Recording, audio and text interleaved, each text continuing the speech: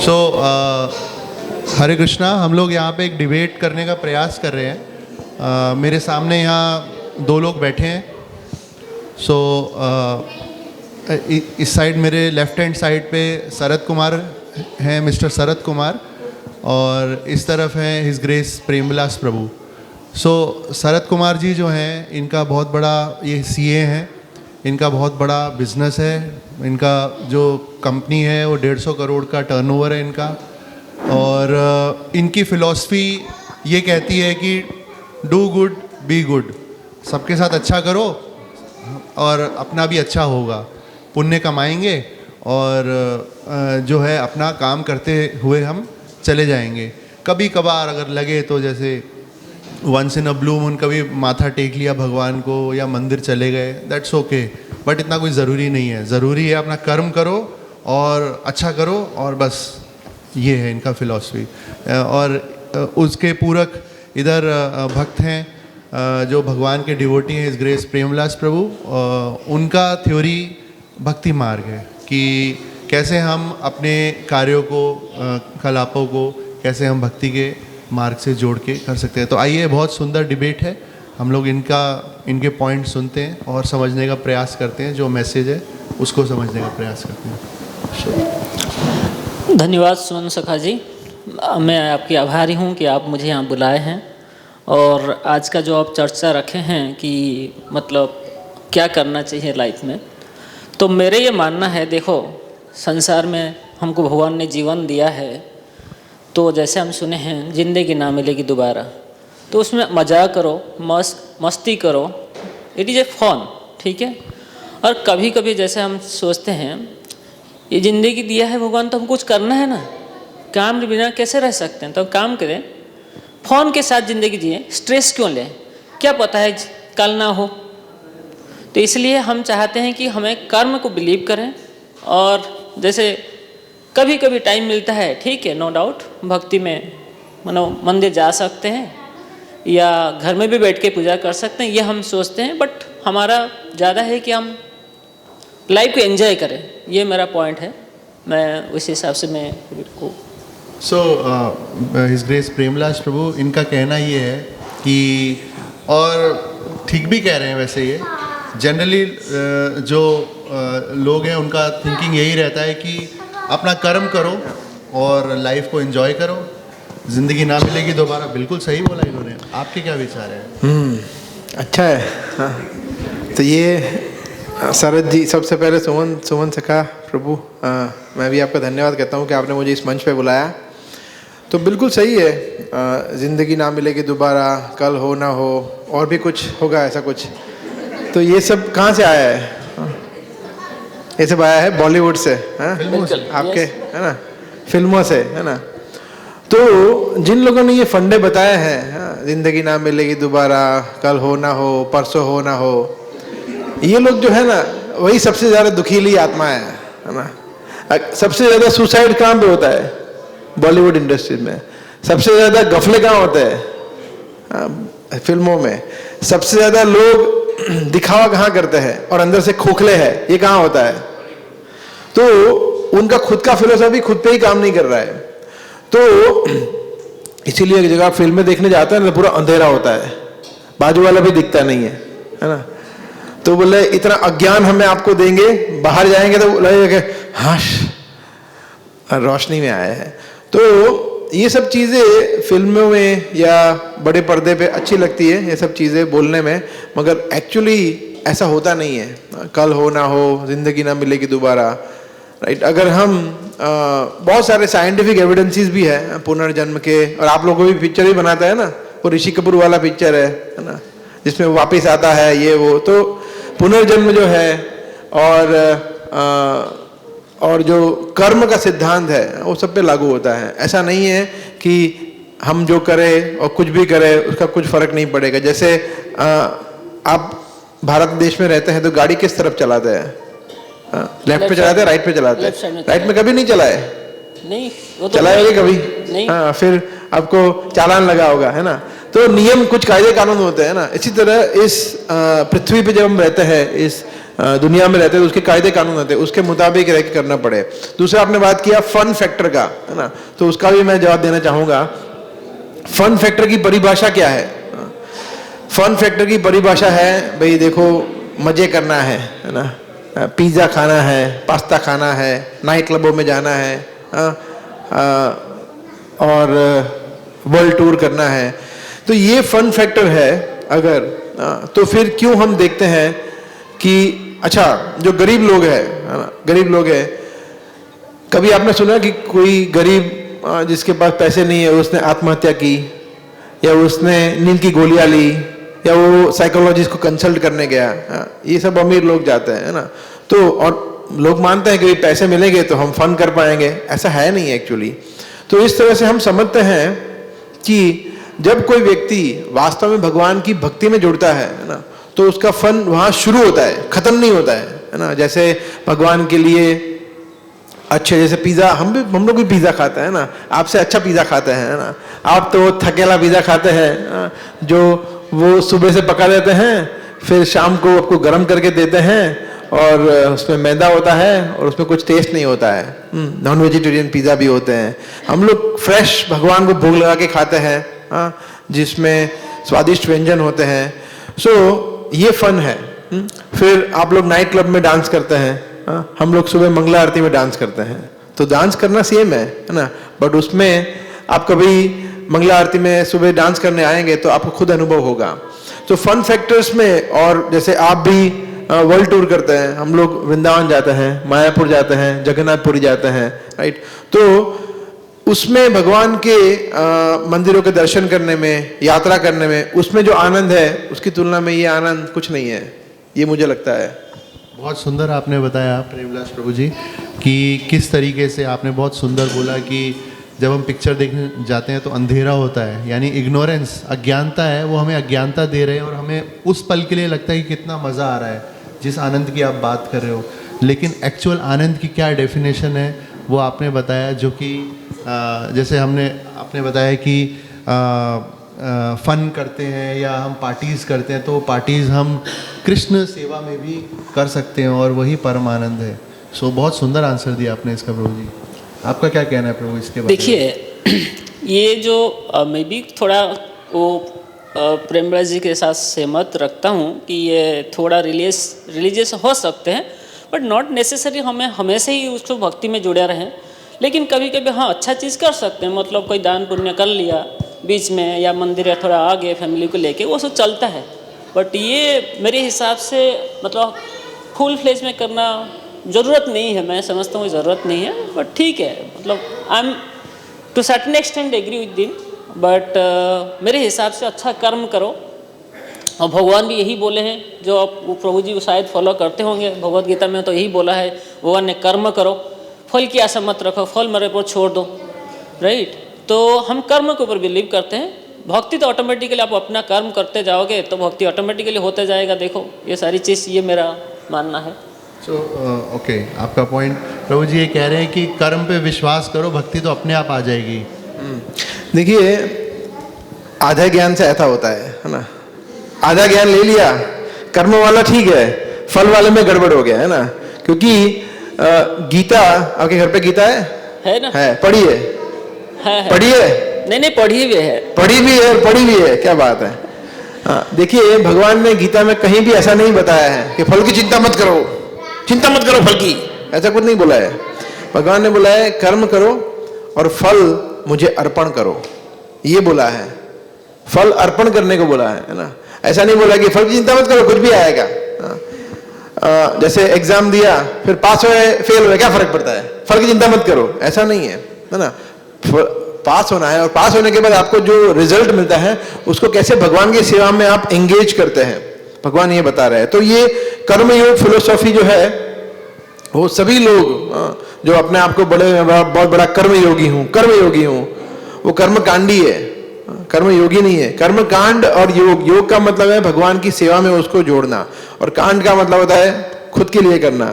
तो लोगों को लगता है कि मैं देखो कितना बड़ा कर्मयोगी हूँ, मैं कर्म करता हूँ, मगर वो उनके अगर कर्म को अगर एनालाइज करे तो वो पूरा दिन क्या करते रहते हैं? आप पूरा दिन आप कर्मयोग में बिलीव करते हैं? बिल्कुल। आप सुबह से शाम तक क्या करते हैं? जर्नी काम करते हैं, बिल्कुल। हमारा जो परिवार है उनके रेस्पॉन्सिबिलिटीज होता है, उनके लिए काम करना पड़ता है, और जो हमें पढ़ाई की है उसके लिए भी जो क्लाइंट के सर्विस देना पड़ता है। तो इनको मैं थोड़ा इलोबरेट करता हूँ। सुबह उठते हैं, फिर सुबह उठने के सबसे पहले क्या करते हैं? न्यूज भी देखते हैं। नहीं, फोन देखते हैं। फोन भी फोन देखते हैं। फोन देखने के बाद उसके बाद ब्रश करते हैं। ब्रश करने के बाद Indian express, times of India वगैरह वगैरह, है ना। फिर देखिए वो सारी चीज तो पढ़ना बहुत जरूरी है। हाँ, फिर चाय, फिर चाय कॉफी। चाय के बिना तो देश शुरुआत नहीं होता है। वो चाय कॉफी, है ना, चाय कॉफी। उसके बाद फिर इसमें चाय में बुरी बात क्या है? मुझे नहीं लगता है चाय पीना कोई बुरी बात है करके। चाय तो पीना चाहिए। ये तो यस। तो चाय कॉफी, उसके बाद फिर नाश्ता करते हैं, है ना, ब्रेड बटर या जो भी पराठा वगैरह। फिर उसके बाद, और वो भी मतलब जल्दी जल्दी में ठूसते हुए, इधर ठूसा उधर ठूसा, कभी गाड़ी में कर लिया, दौड़ते दौड़ते फिर गए। फिर आपके तो बड़ी कंपनी है, ड्राइवर होगा, फिर ड्राइवर गाड़ी चलाता होगा, और फिर ट्रैफिक में ऐसे करते करते ऑफिस पहुंचते हैं। फिर ऑफिस में जाके लोगों पे चिल्लाना, गालियां निकालना, और स्ट्रेस लेना। फिर 12, साढ़े 12, 1 बजे जैसे तैसे करके, या फिर कभी कभी मीटिंग हो गया तो 2-3 बजे भी खाते हैं, लेट खाते हैं। हाँ, बिल्कुल कुछ भी करके, वर्काहॉलिक, है ना। और करते करते फिर कुछ खाया नहीं खाया, भूखे रहे। फिर वापस इवनिंग में मीटिंग से वो, फिर घर पे आए, फिर वापस ट्रैफिक में आए, फिर घर पे आए, फिर टीवी देखते हैं। वो भी थोड़ा देखना पड़ता है दिन में, दोनों देश भर क्या होता है वो भी जानना बहुत जरूरी है। सिटीजन हमारा रेस्पॉन्सिबल बनता है। तो टीवी देखते हैं, और फिर खाना खाते हैं। फिर बच्चे आपके हैं, बिल्कुल, बच्चों के साथ खेलते हैं, और फिर उसमें फिर बीवी के साथ कुछ बातें करते हैं, उसके साथ कुछ चिल्लाते झगड़ा करते हैं, और फिर लास्ट में सो जाते हैं। इसमें योग कहाँ है? भगवान कहाँ है? योग का मतलब भगवान होने चाहिए, है ना। तो ये कर्म योगी हुए या कर्म कांडी हुए? ये तो खुद अपने लिए कर रहे हैं। इसमें भगवान कहाँ है?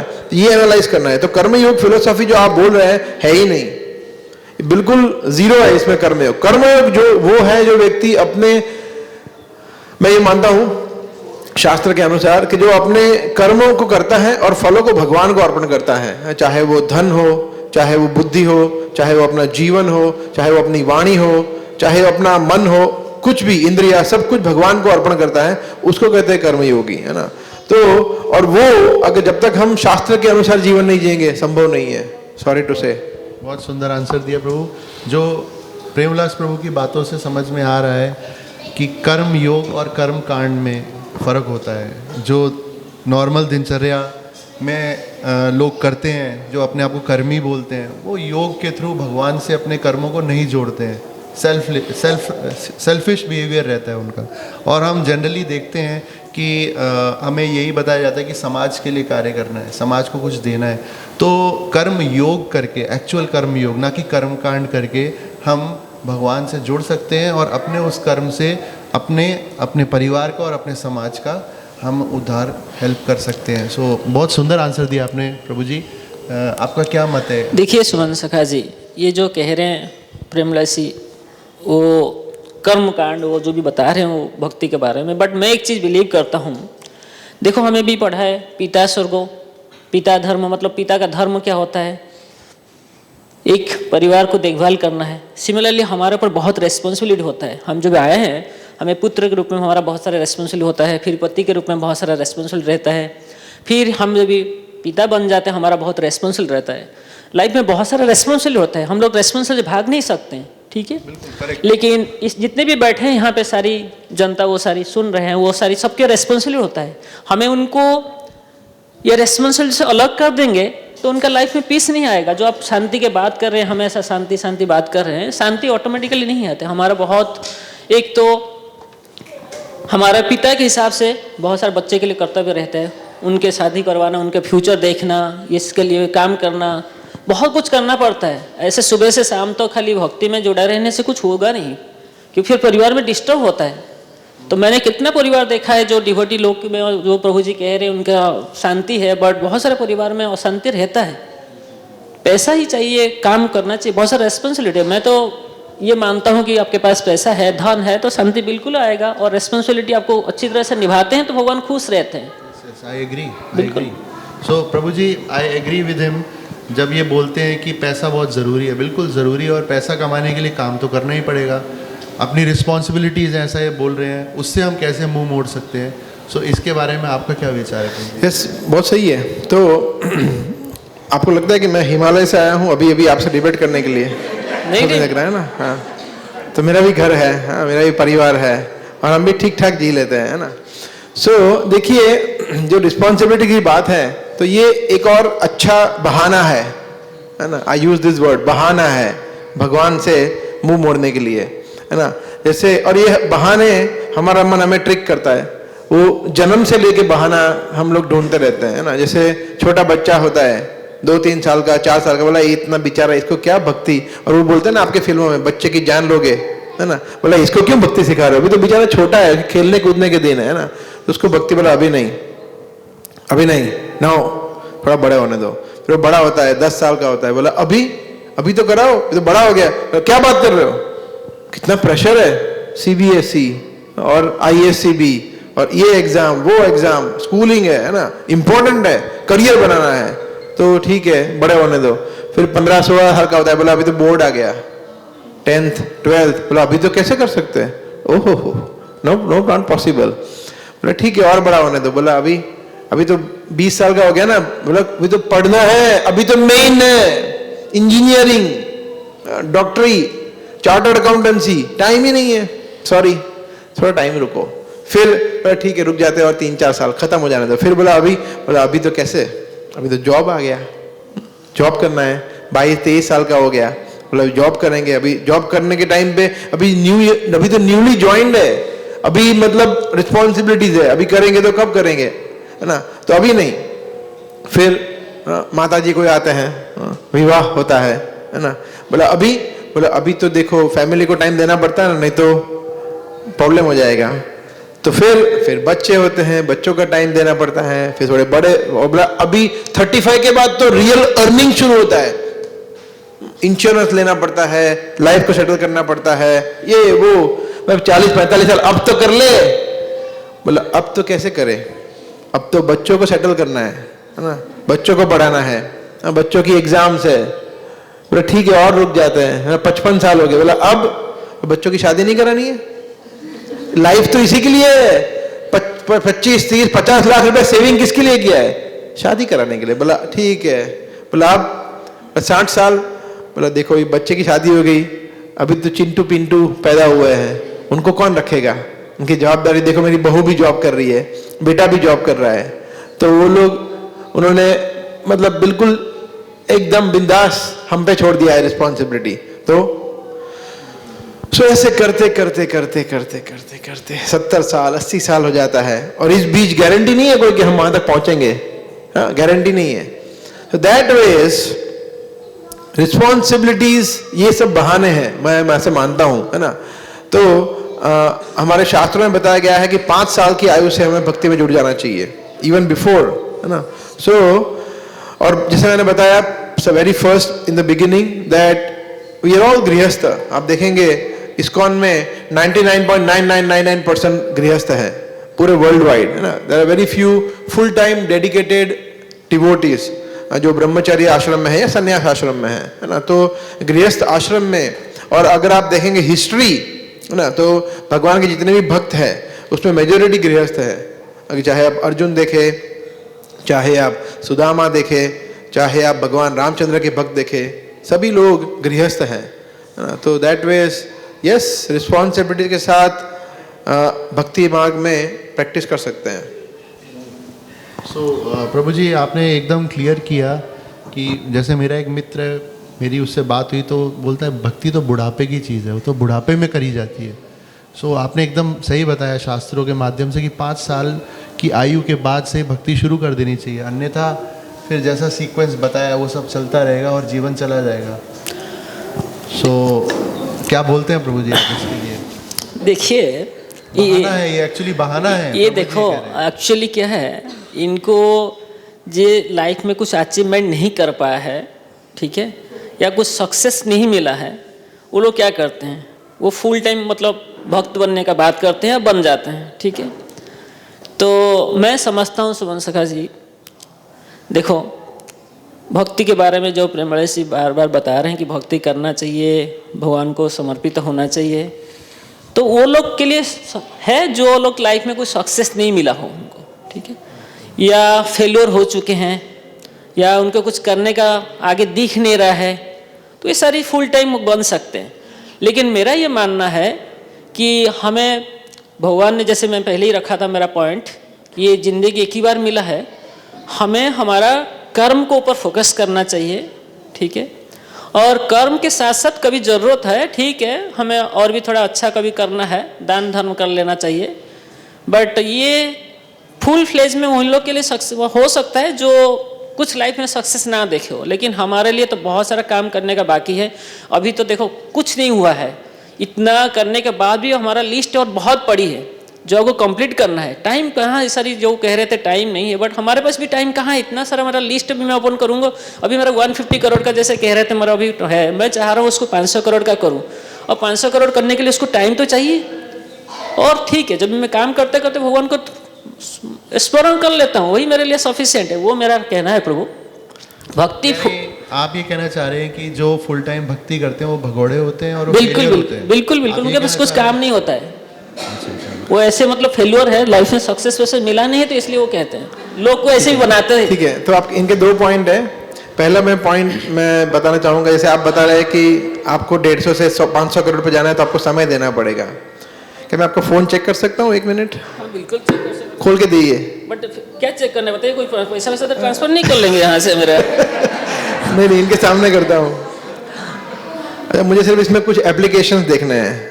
ओके, ओहो, व्हाट्सएप, यूट्यूब, ट्विटर, फेसबुक, बहुत हो गया प्रभु, और इंस्टाग्राम, एक लिंक्डइन। देखिए प्रभु, प्राइवेट की और बोलूं? नहीं देख और सकते, बोलूं? देखिए सही आप इतनी सारी आप दे नहीं, मैं सिर्फ एप्लीकेशन के नाम देख रहा था। बट ऐसा आप क्यों? तो इतनी सारी नहीं, उस पे आ रहा हूँ मैं। ये एप्लीकेशन सिर्फ ऐसे ही रखी है, उसको ऑपरेट भी करता है? बिल्कुल ऑपरेट करते हैं तभी तो रखे हैं प्रभु, ऐसे थोड़ी ना कोई रखता है। हाँ, तो ये ट्विटर, इंस्टाग्राम, फेसबुक, ये सब इस कितना टाइम यूज करता है? बहुत टाइम यूज करते, मतलब इससे तो पूरा बिजनेस आज इसमें चलता है प्रभु। हाँ, दिन में 20-25 टाइम यूज करते होंगे ना? हाँ बिल्कुल, हाँ, हमारा तो पूरा दिन भर इसमें चलता है, क्योंकि सारी कम्युनिकेशन इसमें होता है, हमारा बिजनेस इसमें ही ज्यादा तो होता है। सिर्फ बिजनेस के लिए यूज करते हैं और पर्सनल के लिए भी यूज करता है? पर्सनल के लिए भी थोड़ा बहुत यूज होता है, एंटरटेनमेंट के लिए भी यूज करते हैं? तो वो एंटरटेनमेंट तो चाहिए ना, बिना एंटरटेनमेंट क्या। तो आपको वही समय देना है जो आप फालतू में वेस्ट कर रहे हैं, so called entertainment, so called personal nourishment, उतना ही समय भक्ति में देना है ना। टू बिगिन विथ, शुरुआत के लिए जो समय हम फालतू में व्यस्त कर रहे हैं, और यहाँ पे काफी सारे जो लोग दर्शक है वो लोग भी एग्री करेंगे कि वो लोग भी इसमें से काफी सारे एप्लीकेशन को यूज कर रहे होंगे ना, ऐसे है ना। रील्स बोलते हैं, रील्स है ना। वो रील्स में जो टाइम पास होता है ना, कोई हंस रहा है जोर जोर से, ऐसा कुछ होता है। तो इस सब में जो समय व्यर्थ गंवाते हैं उसको यूज करना है। आपको आपके बिजनेस में से 8 घंटे जब आप जॉब करते हैं उसमें से समय नहीं काटना है। उसके अलावा जो आप समय व्यर्थ गंवाते हैं, है ना, उसमें से आपको थोड़ा थोड़ा समय देना है शास्त्र को पढ़ने के लिए, मंदिर जाने के लिए, किसी भक्त से बात करने के लिए, कुछ गीता पढ़ने के लिए। ये हमारा अनुरोध है। तो ये फर्स्ट। सेकंड पॉइंट आपने बोला कि जो लोग कुछ काम के नहीं है, बेकार है, कुछ नहीं, इनको कोई हाथ में आता नहीं है, वो लोग मंदिर में फुल टाइम जुड़ते हैं या भक्ति में फुल टाइम जुड़ते हैं, है ना।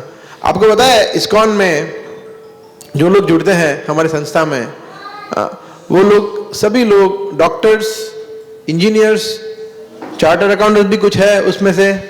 बहुत सारे चार्टर्ड अकाउंटेंट को मैं जानता हूँ जो लोग खुद प्रैक्टिस कर रहे हैं, बट सॉरी आपसे ज्यादा कमा रहे हैं, है ना। और वो लोग भी भक्ति कर रहे हैं अच्छी तरह से, है ना, और उन्होंने भगवान की शरण की करी हुई है।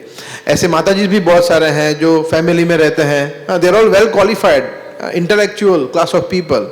तो ऐसा नहीं है कि जो फेलियर है, और जो ब्रह्मचारी है ना, तो हमारे मंदिर में जितने ब्रह्मचारी है ना, वो सब के सब सुपर क्वालिफाइड है। उनका ब्रेन इतना शार्प है, इंटेलेक्चुअल है कि मेरी जगह पे अगर वो यहाँ पे बैठे ना, तो आई एम सॉरी टू से, बट आप यहाँ से खड़े होकर भाग जाए, है ना।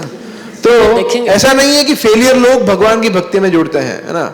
हमारे शास्त्र में एक श्लोक है जिसमें बताया है कृष्ण भजे से ही बड़ो चतुर, है ना। जो भगवान कृष्ण को भक्त बनता है, उनकी भक्ति होता है, सबसे ज्यादा चतुर इंटेलिजेंट व्यक्ति वो है, वो नहीं है कि जो कृष्ण से भाग रहा है ना। तो I am sorry you use this word भगोड़ा, तो भगोड़ा वो है जो कृष्ण से भाग रहा है, जो कृष्ण के पास जा रहा है वो भगोड़ा नहीं है, एक्चुअली उल्टा है ना। तो हमें हमारा टर्मिनोलॉजी, हमारा थिंकिंग को थोड़ा चेंज करने की जरूरत है। ठीक है प्रभु। बहुत सुंदर प्रभु, आपने 2 पॉइंट बोले इस ग्रेस प्रेमलास प्रभु। ये पहला ये कि जो भक्ति में फुल टाइम आता है वो फेलियर या भगोड़ा नहीं होता, एक्चुअली वो मिथ है, वो एक सोच है।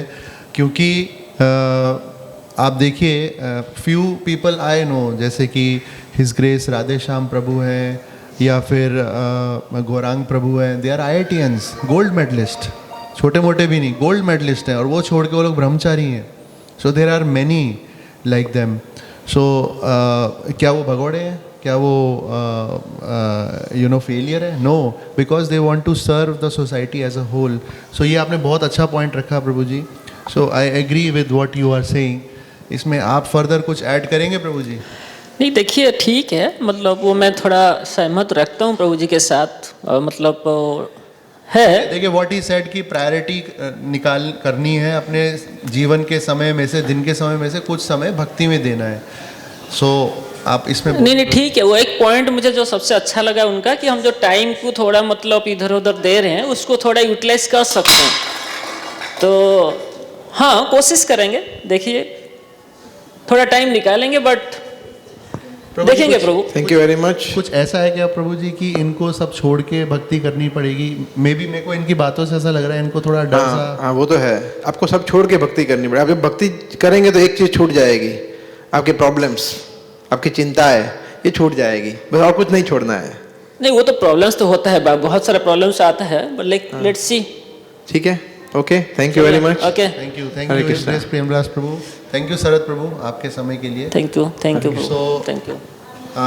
आप लोगों ने देखा किस प्रकार से ये डिबेट थी, और इस साइड हमारे शरद प्रभु हैं जो कि नॉन डिवोटी के रूप में अपना पॉइंट पेश कर रहे थे, और ये हम लोगों के नॉर्मल जीवन की कहानी है, और कैसे प्रेमलास प्रभु ने तर्क के साथ, शास्त्रों के साथ उसको बताने का प्रयास किया। सो Yes, so we would like to request Harish Govind Prabhu to conclude and summarize. Yeah, you can do in 2-3 minutes.